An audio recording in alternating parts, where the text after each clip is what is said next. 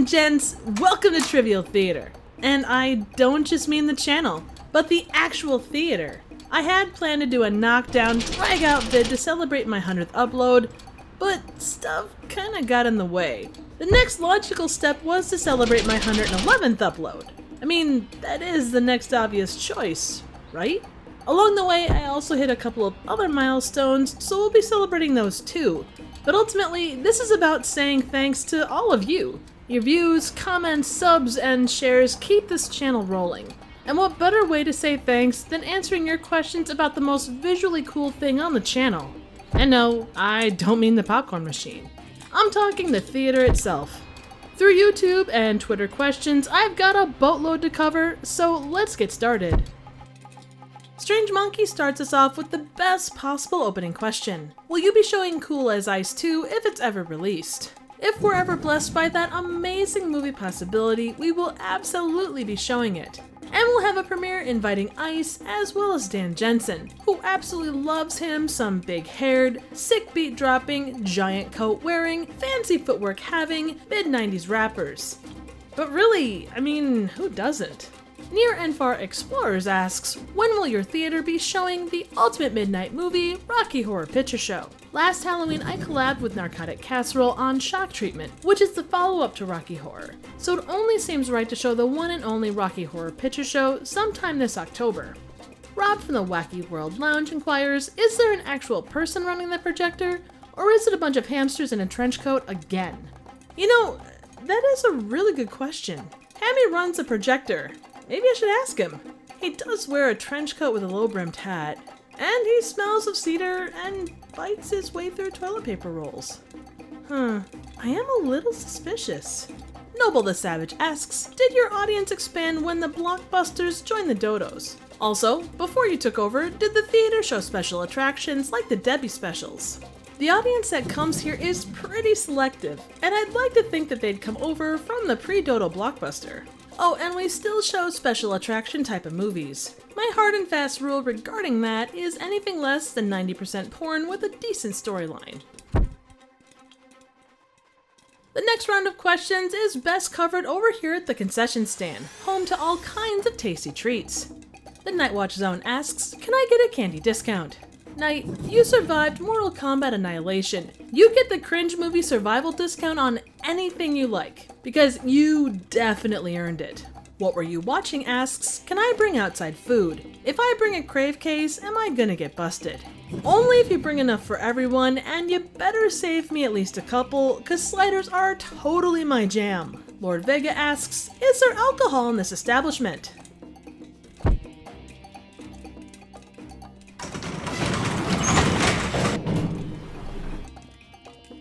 This do it for you? Kurt Smith wonders if the theater serves booze, like copious amounts of booze, enough to make about 1,000 people totally inebriated. Generally yes, as long as you don't mind an eccentric mix of PBR and Fireball. We do however abide by all laws regarding age and over-serving, so bring your ID and a designated driver. Welcome to the Obscure Theater, the first of our 5 screens. We do show mainly obscure things here, but as with the other screens, it doubles as a way of directing moviegoers. The Hellbound Horror Show asks, are you hiring? Do employees get to watch movies for free? We're always looking for the right people. The problem we've found is getting employees on a semi-2D plane of existence. It seems like it would be really simple, but that's definitely not the case. Once you're an employee and you go through the proper training, free movies are absolutely part of the deal, as long as you clean the popcorn out of the vents and make sure the ceiling isn't sticky. This may seem weirdly specific, but it happens more often than you'd think. Cinema Recall asks if we're hiring and if there's a place with a small futon for him to sleep on. Well, you have your choice of the small futon in the janitor's closet or the California king I keep in this palatial suite. Totally your call. Also, see above for the hiring process. TYTD Reviews asks if there's a role for a janitor to keep things clean and shipshape. Also, where can he leave his resume? Well, if you can get a resume to me on this random 2D plane of existence, it would absolutely be great to have someone of your caliber around to help. This is a straight up bad theater. The only absolutely good thing showing here are your questions. Chris Hogan asks, can I swing in and riff movies with you? Now I am working on something that should make this more possible. It's just sitting down and working through the bugs to get it rolling properly. Only257 asks, are you doing shark movies? I'm never gonna do a ton of them, and honestly it's about finding the ones that stand out as having something different than what I've reviewed to this point. I did just do Jaws 3D, and there's probably one more in the pipeline before year's end. Mike Silva inquires, have you seen Turkish Star Wars?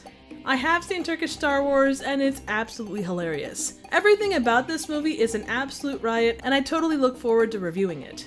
Movie Emporium asks, is the theater part of the Lollipop Guild? Nick, are you saying my theater is short? Or made of candy? Is it here for your amusement? We do actually have our Lollipop Guild certification, and I make sure to keep it up to date alongside the alcohol license. And the sucker flowers out back are growing nicely if you're at all curious. He also asks if there are ligers in the building. There shouldn't be? But if there is, I hope that it takes care of the infestation of garbage pail kids that recently appeared. Word to the wise, never accept anonymous trash cans full of green goo.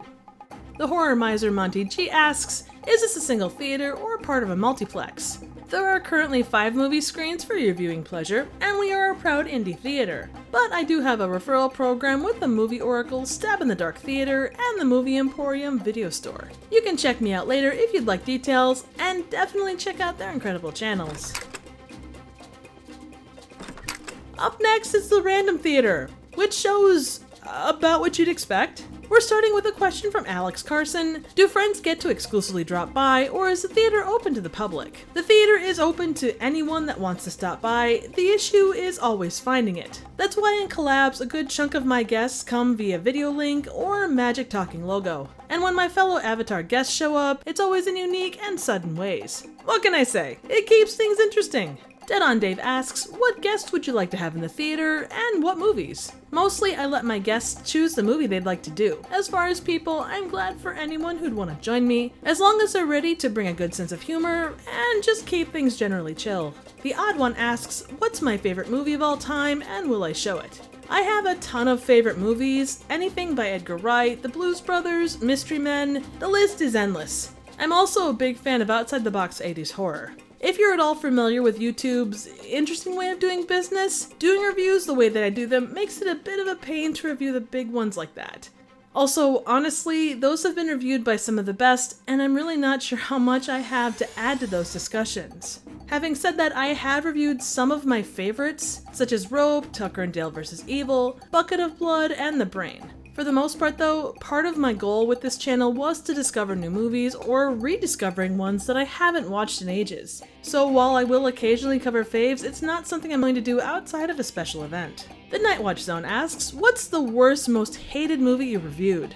Oh, dim the lights, cause there's a rant coming.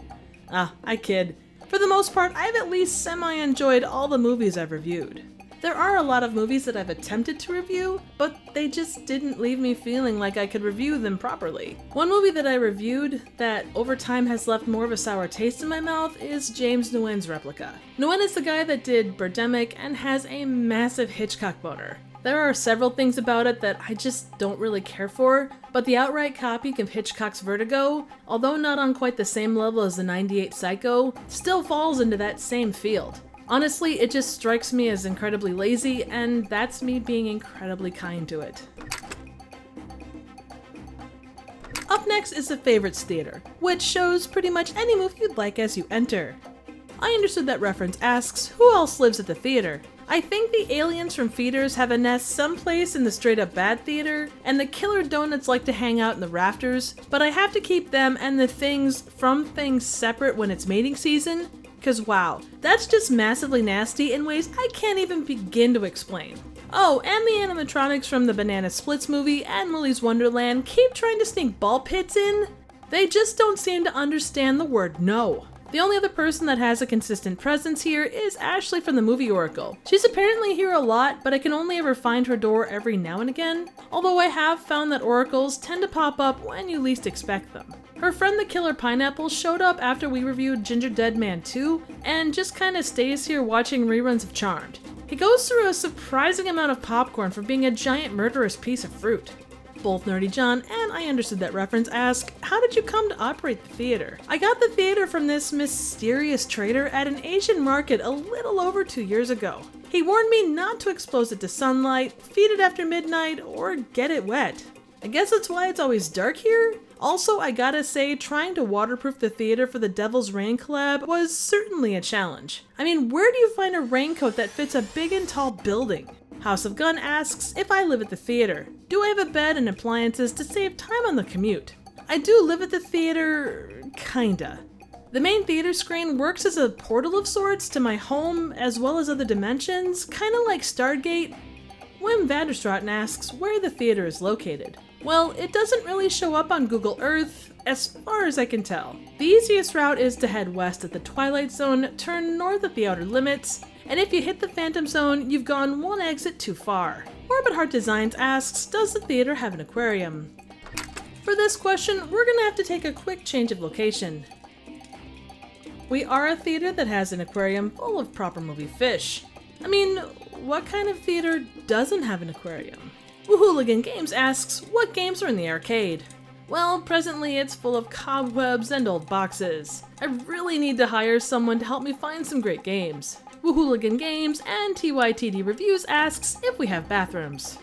I'm actually so glad you mentioned that. Please excuse me for a second.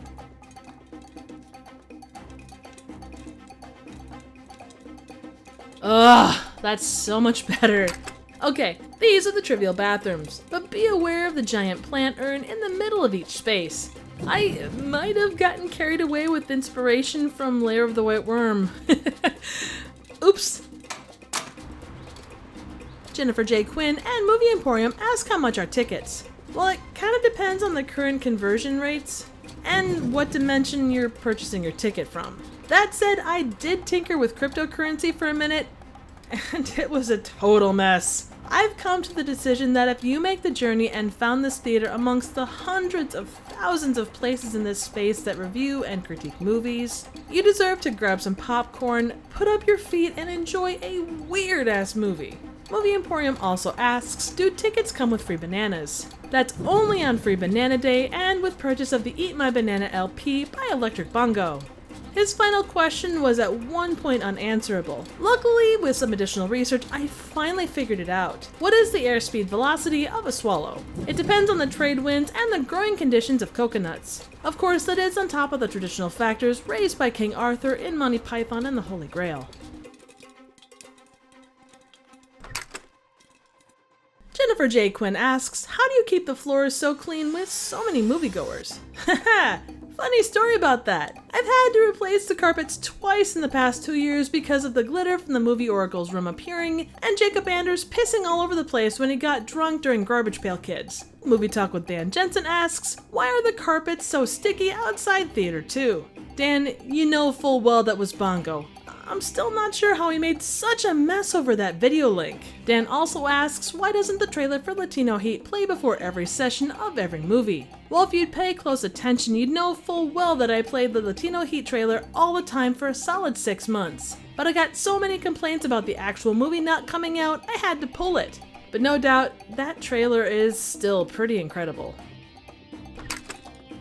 TYTD Reviews asks, is there a technician or assistant who helps keep the place up to code and the movie spinning, or do I do it all myself? Well, like an oven, the theater has a kind of self-fixing feature. And honestly, I'm not sure what code to hold the theater to, and I'm slightly scared to ask. Teresa Fox asks if friends and family get employee discounts. What kind of person would I be if I didn't offer the friends and family discount? One caveat is that I do need to see an ID. You'd be amazed how many people have snuck in claiming that discount. I had to start buying popcorn by the truckload. I guess the F&F discount is just too good to miss. Ray R. Reviewing says, doors opening by themselves, something happening in the back room, and a host with no legs. Are you a ghost that runs a haunted theater? How did you know I don't have legs? Have you been spying? The doors are electric because you're in a theater, and we specialize in comfort, especially when your arms are full of popcorn and other tasty treats. And I think you know exactly who's responsible for the happenings in the back room. On the same wavelength, Sketch 2 asks, is the theater haunted? If so, by real ghosts or just Old Man Weatherby trying to scare away those meddling kids and their talking dog. I have seen those meddling kids and their talking dog, but only on Bring Your Dog to the Movies night. I guess there's a lot of weird shit that goes down, but I blame the remnants of the movies I've reviewed more than ghosts. Outside of that, it's basically an Old Man Weatherby type in the form of a bunch of hamsters in a trench coat. Zoinks! What's going on? I could ask what you're doing out there. Well, you could, but it might cause a paradox. And? Look, the last couple questions hit the behind-the-scenes things, so it seems right to answer them here. Fine, don't tear a hole in space-time. See if I care. Okay, well, that was weird. Anyway, Heather Tiamat Harris asks, how many people work on this? Well, I am a one-woman band, other than my avatar, which was done by the incredible Jaime Hitchcock. Her stuff is amazing, and links are in the description. Mike Silva, Alex Carson, and Teresa Fox ask, how do you choose the movies you cover, and how do you find some of the really obscure ones that I've never heard of? My movie choices kinda come from all over the place. I'll pull a Blu-ray off the shelf, see something on Twitter being discussed, or have suggestions from the comments or fellow reviewers. Early on, I walked around thrift stores looking for possible movies to review, and I paid a lot of attention to the movies featured on Red Letter Media's Best of the Worst. That combination gave me a good basis for the directors and actors to keep my eyes open for. When you arrive, you should be able to see a 30s weed exploitation flick one week and an epic about genetically modified condoms the next. My real love is very much towards horror and 80s movies, but I always try to keep it interesting. Teresa Fox asks, did you have any inspiration in creating the theater? Oh, I had a ton. A theater-going experience has always been something magical to me, but I don't think that's particularly unique amongst movie lovers. It's not a perfect experience by any means, but when the lights go down, it is my happy place. End of the day, this theater offers my own take on that. Another big inspiration for this incarnation of the theater was the Alamo Drafthouse. A lot of the elements were based, at least in part, off of things that you'd see at their locations. Additionally, its founder went on to found Drafthouse Films, which has re-released forgotten low-budget gems like Miami Connection and Miss 45. There are YouTube channels I've mentioned in the past that provide inspiration for this channel, but one personal inspiration is my sister. And for all of that stuff, I am incredibly grateful to her.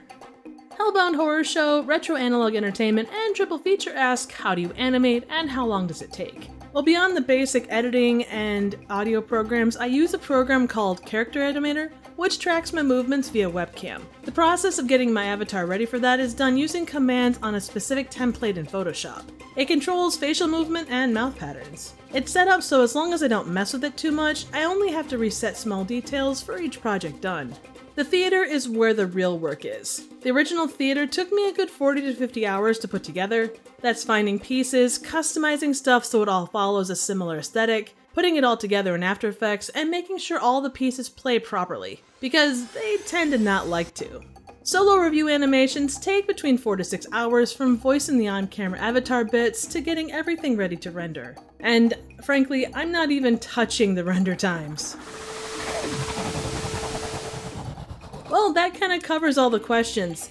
The Hellbound Horror Show, Retro Analog Entertainment, and TYTD Reviews dropped some really cool additional comments, and all I can say is, I appreciate the hell out of both them and you.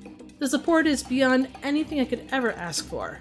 I want to thank everyone on YouTube and Twitter for reaching out with questions. You guys all rock. This community kind of continues to blow my mind. And I'm still kind of getting used to the fact that you show up for these random reviews by an attempted content creator. I appreciate you hanging on until the end, and stay tuned for a ton more reviews and collabs coming soon. Make sure to check the pinned comment below for links for any creators that ask questions. All are well worth a look. And as always, thank you so very much for watching.